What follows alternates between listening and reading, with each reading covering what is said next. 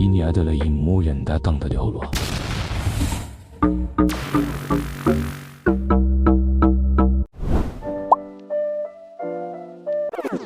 Leluhur.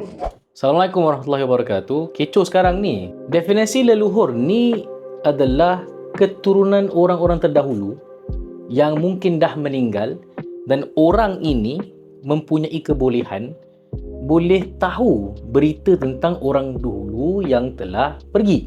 Yang pertama, apakah pesanan Nabi SAW untuk orang-orang yang berkebolehan meramal, iaitu tahu perkara-perkara gaib mengenai sesuatu yang telah lampau atau sedang berlaku atau yang masa mendatang.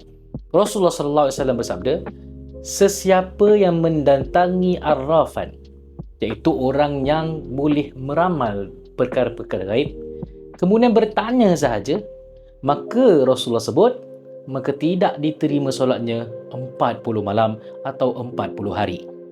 Jadi ini satu perkara yang dilarang oleh Rasulullah SAW. No matter how you want to tell us. Ini adalah ilmu yang datang dari Allah.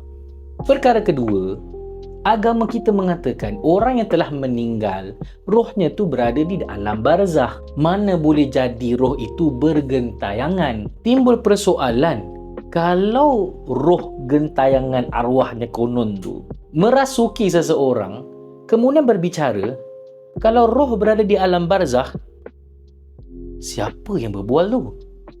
Tak ada namanya makhluk roh manusia boleh merasuki manusia.